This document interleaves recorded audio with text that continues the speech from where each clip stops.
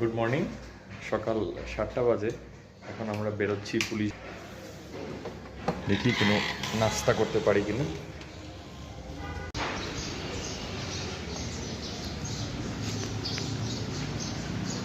আমরা এখন জামে মসজিদের দিকে যাব। এদিকে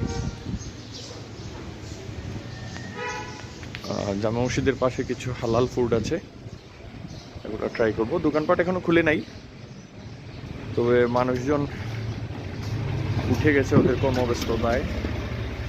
কারণ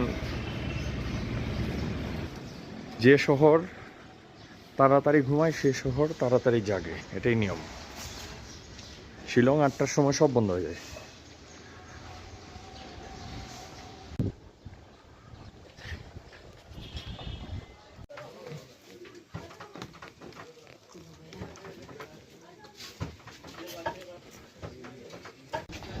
আমরা হালকা নাস্তা করে বেরিয়েছি। এখন আমরা পুলিশ বাজারের দিকে যাব। এটিএম বুথের কিছু দরকার আছে।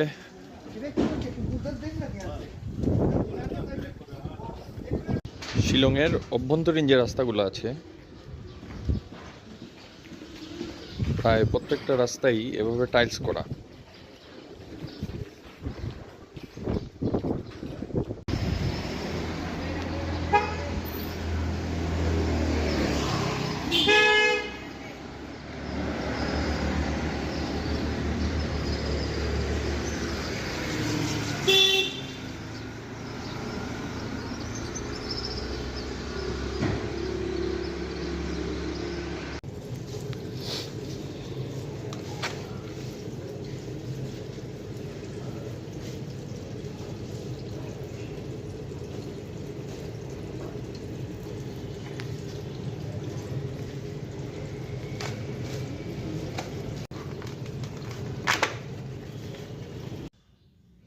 এই দিল্লি রেস্টুরেন্টের ব্রেকফাস্ট আসলেই মজা।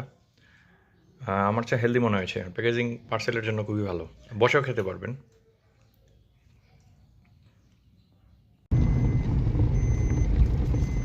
শিলংয়ে আজকে আমাদের দ্বিতীয় দিন। আজকে আমরা যাচ্ছি শিলং শহর থেকে 11 কিলোমিটার অথবা 15 কিলোমিটার হবে মেবি দূরত্বে উমিয়াম লেকে। এটি একটি আকর্ষণীয় ট্যুরিস্ট প্লেস। আমরা আজকে উমিয়াম লেকের উদ্দেশ্যে যাত্রা করতেছি।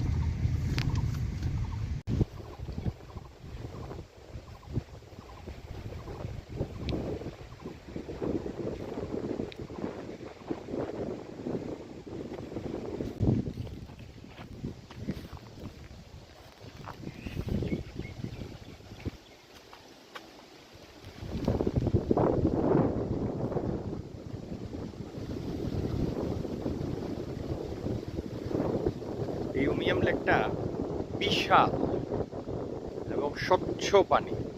স্বচ্ছ বলতে ঠিক স্বচ্ছ না, মানে আমি বলতে চাচ্ছি যে পানির কালারটা হচ্ছে নীলাভ টাইপের আর কি, নীল টাইপের বা হালকা সবুজ টাইপের, সুন্দর। পানির কালারটাই অনেক ভালো লাগতেছে এই লেকের।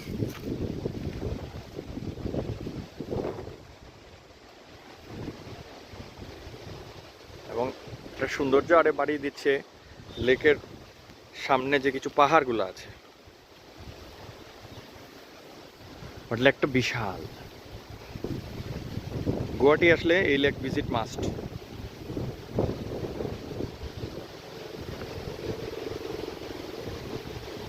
এখানে এন্ট্রি ফিও বেশি না, 60 রুপি করে, দুইজন 120 রুপি। এখানকার পানির বৈশিষ্ট্য হচ্ছে এটা একটি লেক হলেও পানির মধ্যে কিন্তু স্থির না পানি, পানির মধ্যে হালকা ছোট ছোট ঢেউ আছে। আমরা একদমই নিচের পর্যন্ত যাব।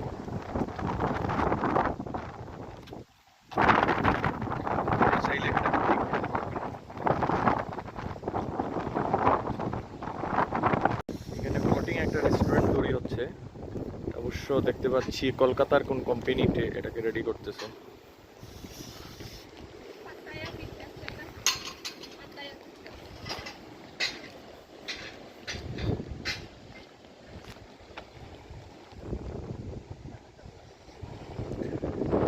সৌন্দর্য অসাধারণ। আরেকটা জিনিস আপনাদের বলে রাখি যে এখানে প্রচন্ড বাতাস।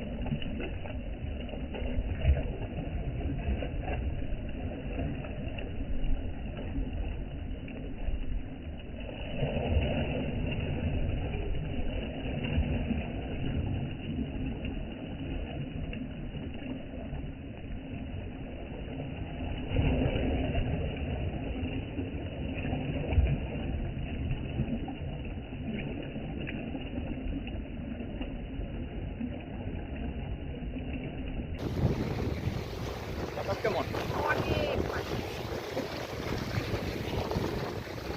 জায়গাটা আসলে সুন্দর।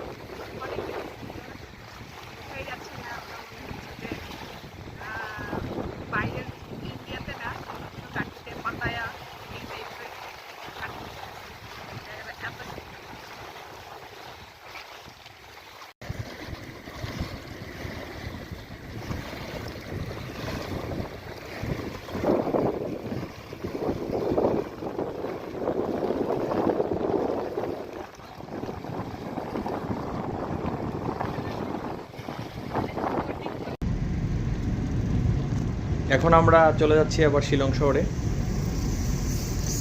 আজকে আমরা শিলং শহরে থাকবো। এই হচ্ছে আমাদের মেঘালয়ের ট্যুর। আল্লাহ হাফেজ। আমাদের পরবর্তী ব্লগ দেখার জন্য আপনাদেরকে স্বাগতম জানাচ্ছি।